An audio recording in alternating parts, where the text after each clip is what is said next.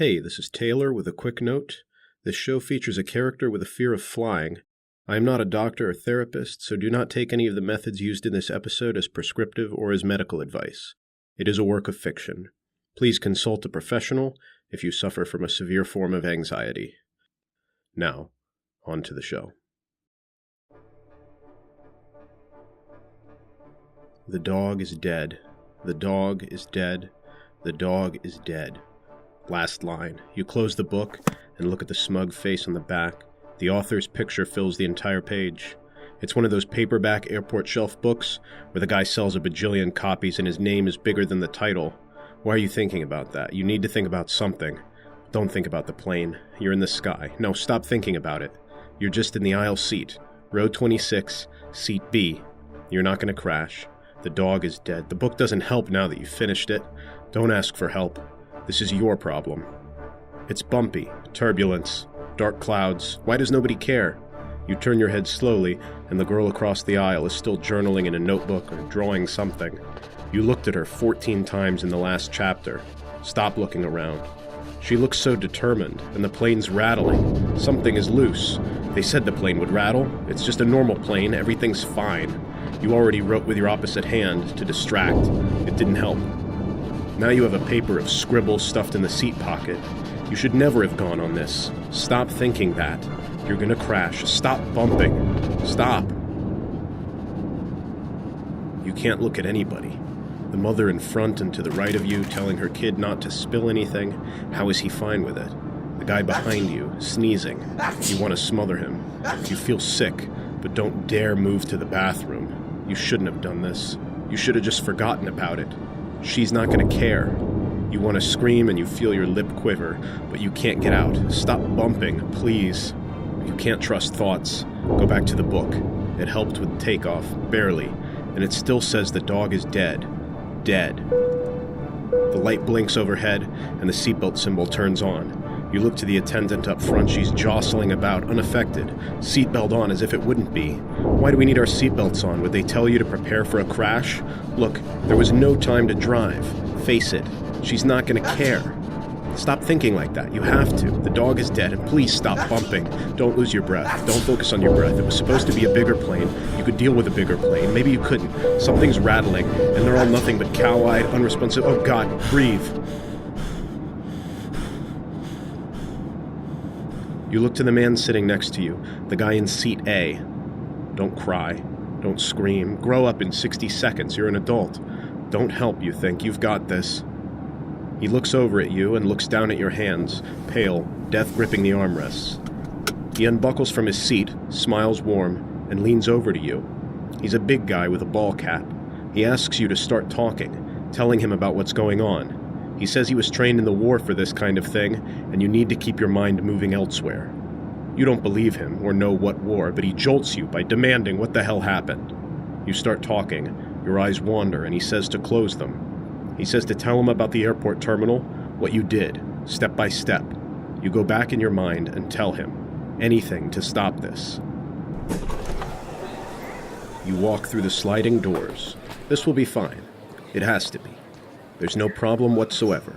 You've dropped people off at the airport. You've been here. Now you're inside. The security line swoops like cattle to the slaughter. Don't think like that. You put one foot in front of the other. Baby steps. An old man in a leather jacket in front of you turns directly around and stares. He looks worried. Is he worried because you look worried? You turn around and look behind you. The lady looks bored. The old man in the leather jacket gets pulled over to the side at the detectors. They pull a brick shape out of his bag, blue gloves penetrating into pockets, patting down. Is he doesn't look like... What does one look... What's your problem? They bark at you to step through, hands up, hands down, and you do everything 3 seconds too slow and wrong. You make it past in a daze, shoeless, like a helpless little kid, and you feel like one. You don't know where your ticket is. You pat your clothes, spinning around, and should you go back up and ask, nobody else goes back. They just keep walking, happy to be on this side. You sit on the bench, shoeless, frozen, but then you see it on the ground 3 steps away. You grip your ticket, much too early, too much time. Baby steps through the terminal, past shops, eyes forward. E45. Why did you get here so early? The airplane bumps hard, and you open your eyes. This isn't helping, you say to the man in 26A, but he says he's listening, and you're almost there. Trust him. And what happened next? You don't want to remember. You close your eyes and you are back in the terminal. The TVs all over the place are blaring the president's remarks about the bill that just passed. The people around you are laughing at it. They keep replaying the same part where she misspoke. You feel upset. The man in seat 26A scoffs and swears. He must have seen it too. You get to gate E45. There is no plane out of the big windows, just dark clouds. Breathe. An announcement comes on. They are waiting on the pilot, James Colby, in that chipper voice of dread. They must say his name to humanize him, so you feel like somebody's in control.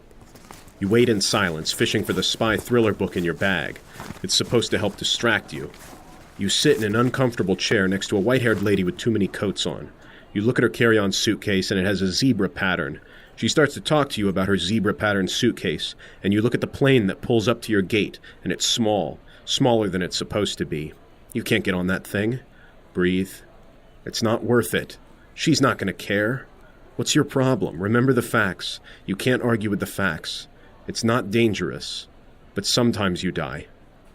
The old lady switches from suitcases to the new security coming to the airports, made by the company that did the Arena Box, that VR toy of all things. You want her to keep talking because it almost let you stop thinking, but when you look over, she's drooling. Her eyes are rolled back. The announcement for boarding begins. Someone across from you asks if she's okay, but you stare back, mouthing air. What's happening? What are the chances?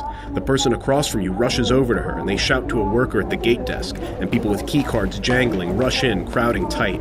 The chances of the lady next to you fainting, dehydrating, dying, whatever this is, the chances of the plane crashing, the chances of any of this working out. Don't ask for help now. Breathe.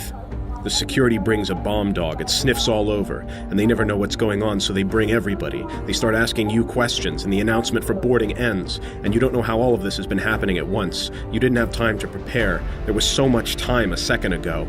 The gate worker yells for you to get on the plane, and you're the only person left, but you're not ready. She yells again, your name, stares at you, clearly. Your feet are cinder blocks, and you slide them up to her. You get to her, shaking, and a travel umbrella falls out of your open backpack. Why did you bring it? And a little button hits the ground and pops it open, and the security and paramedics look over and the gate worker shouts. You sob, rushing down the corridor, pulling the paperback spy thriller book out of your bag, stuffing your nose into it, wiping tears. Last one on the plane, slam down into row 26, seat B. Buckle up, you take off, and with shaking hands, flip the pages to the end. The man in row 26, seat A, adjusts his ball cap and asks if the plane feels bumpy. You tell him no, and recounting all that didn't help, and it made it worse, and he asks if you could ever go in an airport again. You say never, and he laughs. He asks what you wanted to be when you were growing up. You say an astronaut, because that's your default answer, but now it rings with too much irony, and you feel like he's playing therapist, so you say your parents separated when you were a kid, and is he happy about that? He laughs again and says, you can't be scared and sarcastic at the same time. He points with his thumb to the rows behind you. He says the guy sneezing is a famous film director, but nobody's recognized him. He's afraid he's not important. The bumping starts again, and you clench your jaw, hands, and legs. The man says people don't fight fear unless they're about to lose something. He turns away, looking out the window, then asks, his eyes pulling yours to his, what are you trying to keep? You say her name? Driving would take too long. There's no time. And how do you stop the bumping? He smiles. You dislike him a lot, because he's too confident, trying to be some sort of modern philosopher. He leans over and unbuckles your seatbelt. Life is short, he says, and according to the news, the nanobots are probably going to take us over someday, so you need some tough love. The buckles fall off to the side of your chair. He tells you to get up and go to the bathroom and wash your hands and come back. A command, no longer the folksy Mr. Rogers demeanor. He takes his ham-fisted hands and yanks yours off the armrest. He shoves you out into the aisle. Your legs quake, and the only thing you can do is grab the backs of the chairs. You turn to look at him, but there's fire in his eyes now, and you walk, stumble, crawl, crumble into the bathroom, lock the door, and collapse. You gasp, curled on the cold plastic floor. The flight attendant announces they are landing soon, and everybody needs to be in their seats. You are alone. You have to do this alone. Man up, grow up. What does that mean? Who can do that? Tell me about the terminal, you say to yourself. You walk through the sliding doors, the security line, the lost ticket, the white-haired lady, the umbrella, the book, the bathroom. Tell it again, you say, serious, and you do. And again. It gets easier every time. It's not easy, but it gets easier. A lifetime in this bathroom. Fighting it's wrong. Baby steps is wrong. Just steps. Everything is just your own steps. The flight attendant knocks on the door. You have to go back to your seat. You say it to yourself. Step 1, get up. Step 2, wash your hands. Step 3, open the door. Step 4, down the aisle. Step 5, sit down. Tell me about getting back to your chair, you think. You could do it again.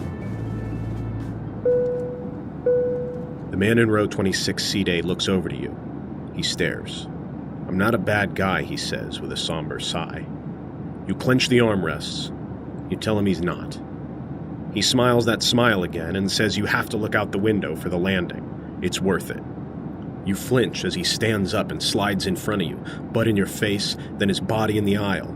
He directs you to scoot over to the window. You gotta see this.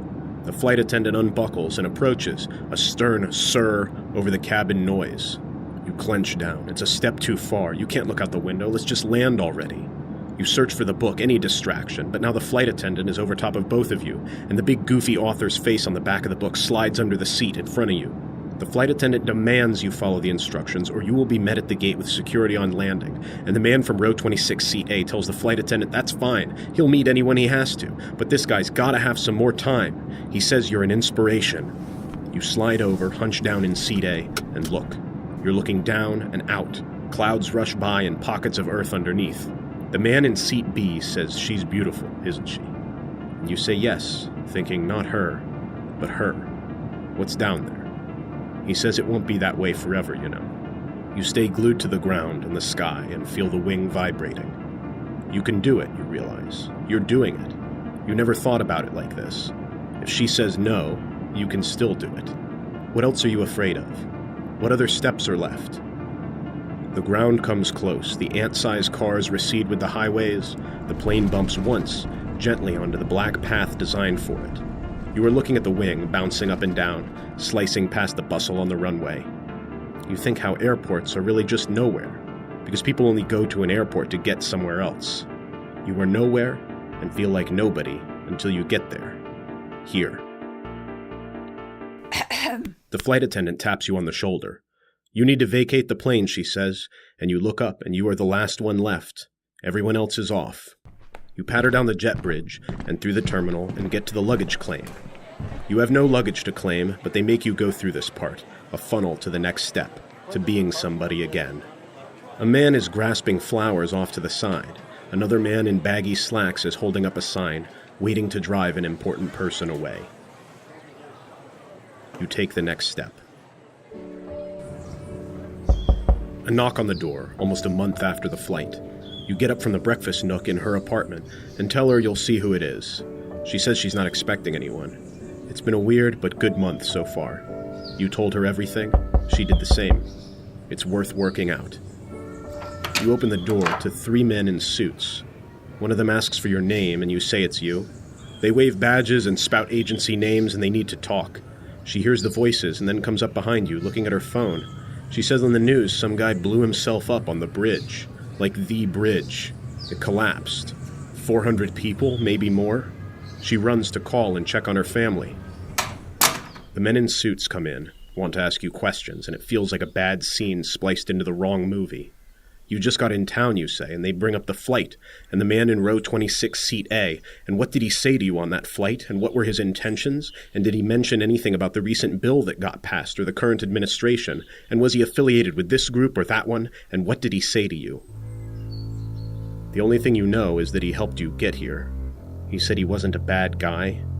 He didn't say anything about himself, really. Or perhaps you didn't ask, or you just didn't hear. You were dealing with your own thing. The men in suits ask a lot of detailed questions about the man in row 26CA, and thank you for your time, and then they leave. The men in suits never ask what he was afraid of. You wouldn't know, though. He didn't ask for help.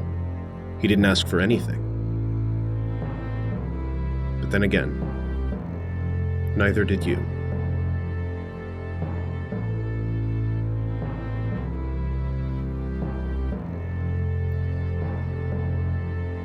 Thanks so much for listening. The Dog is Dead is written by me, Taylor Zabloski, at a table in the public library, recorded under a blanket in my closet, and edited in a fast food restaurant booth with the nearest power outlet. Let me know what you think by leaving a review on iTunes or sending a message at zabloski.com. Feel free to share this podcast with someone else who you think might enjoy it, and thanks again.